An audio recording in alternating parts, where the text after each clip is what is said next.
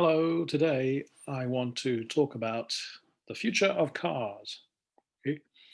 Um, I don't particularly know much about cars, but I was having an interesting conversation with a friend of mine who works in the industry of making car parts. And he said there are big changes coming to the world of cars.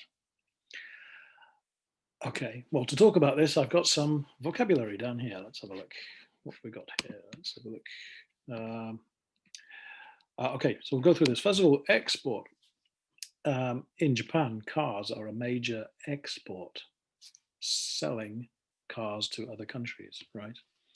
And it's been big business. I don't have to tell you, Toyota, Nissan, Honda, Daihatsu.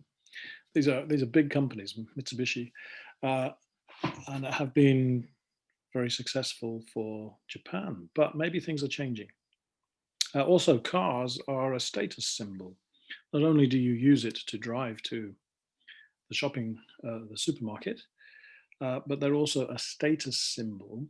If you are rich, you like to have I don't know, a German sports car, a Mercedes or an Audi, or if you want to appear to be rich, um, or not just about being rich, but about your position in society.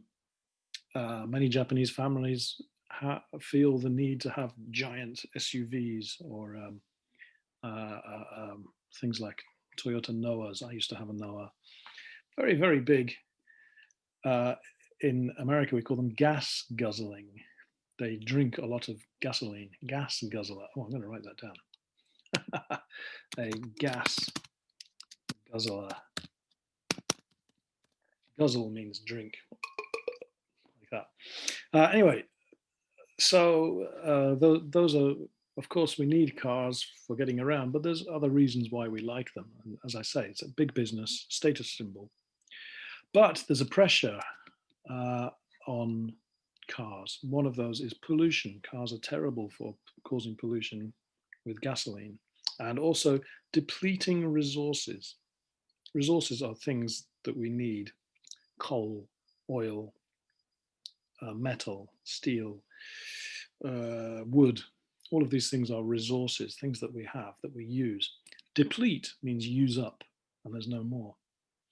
If we keep building houses and keep building cars, maybe we will use up all of the material, and that's bad for the earth. So that's a pressure.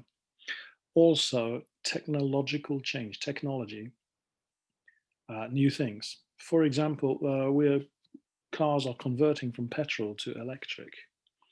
Uh, Certainly, I have a Honda Fit, little Honda car, but it's a petrol only car, and I think it'll probably be the last petrol car that I will ever buy, which is fine. Technology changes. So that's one thing, turning electric. But also there's a technology, I've written down here, Uber. Uber is a firm and it's a style of using cars where instead of calling up a taxi company, you'd call up anybody who's driving around who's a member of Uber, who could then pick you up and take you somewhere. And it's much, much cheaper and more efficient. The thinking is that most people have a car, but 95% of the time they're not using the car. It's just sitting in the car park. Not very efficient way of using transport. But if you had uh, an ability to call up anybody who's using a car and say, "Hey, can you give me a ride, and I'll pay you 500 yen." It can be instant, and you can watch it on your smartphone. There are many companies. This is not the future. This is the present. This is how people in America are moving around, and I think England too. I don't know. I haven't been there for a while to either country, but it's affecting. You know, if it's just as easy to pick up the smartphone and order an Uber and go somewhere, and it's much cheaper because you don't have to pay for the car, you don't have to learn how to drive. You know, maybe we don't need to have cars. And as there's a lot of talk about AI taking over the driving role, so then you'd have automatic cars.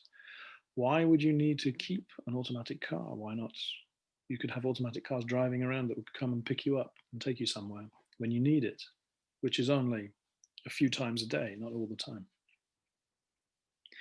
Doesn't stop you from wanting a status symbol, maybe, but I don't know. When we think about the future of the car, there's always the talk of the flying car. When will we have the flying car? To me, I think that's a bit silly, because even if we do get the technology to have a flying car like a drone, wouldn't we just have traffic jams of cars flying and having to wait? I can see many problems with that. But maybe. The other thing is, with coronavirus, we don't travel as much. We don't need to. We are doing virtual lessons sometimes, right? Maybe there'll be more of that, so there isn't the need to travel from one place to another as much as before. So that's why maybe there isn't a bright future for the car. We'll be using it less, and it will become less a part of our lives. Maybe. That's, I don't know, something to talk about, something to think about. So let's see. I've got 3 questions here. Number 1, do you have, oops, there's a mistake here. Do you have or want to buy a new car? What are the advantages? Oh dear, look at this terrible spelling. Advantages of owning a car. What are the good points of owning a car? Number 2, what are the disadvantages? Oh dear, look at this. What are the disadvantages of owning a car? Bad points. Number 3, what do you think is the future of cars or other kinds of transport?